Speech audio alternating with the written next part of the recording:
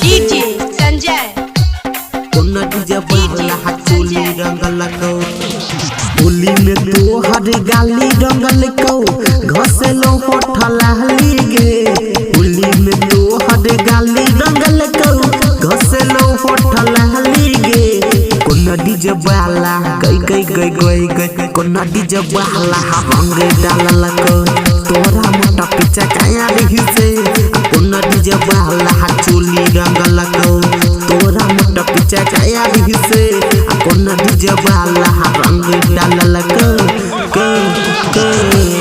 मोटा पीछा काया रही से कोना डीजे वाला चोली रंगल को डीजे संजय मोटा पीछा काया रही से डीजे संजय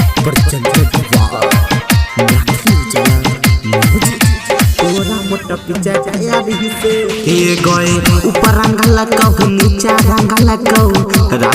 को समय हनगे हे गए सब जानी छौ तोरा के छोड़िया डीजे वाला के छोड़ी में हलगे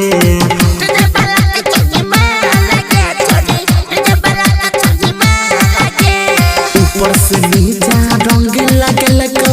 कोई डाला कहू क्या दी कोना डीजे वाला रंग डालल को तोरा मोटा पीछा काया रही से कोना डीजे वाला चोली रंगल को तोरा मोटा पीछा काया रही से कोना डीजे वाला रंग डालल को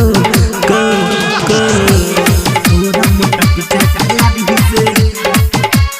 कोना डीजे वाला चोली रंगल को डीजे संजय तोरा मोटा पीछा काया रही से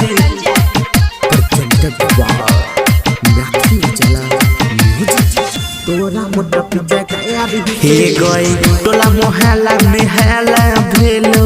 होली में कोइला बाबा लगे जेने तेने रंग डाल बैला सबके कोइला ने मैं हनगे सबके कोइला ने मैं हनगे छोरी सबके कोइला ने मैं हनगे लाल पिया रंग लगइले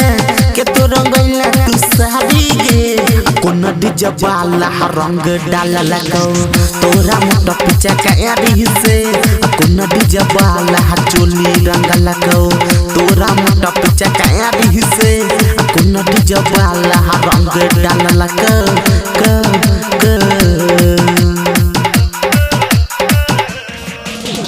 होली में तो हर गाली रंगल को घसेलो होठला गे होली में तो हर गाली रंगल को घसेलो होठला गे कोना डीजे वाला गई कोना डीजे वाला रंग डालल को तोरा मोटा पीछा काया रही से कोना डीजे वाला चोली रंगल को तोरा मोटा पीछा काया रही से कोना डीजे वाला रंग डालल को।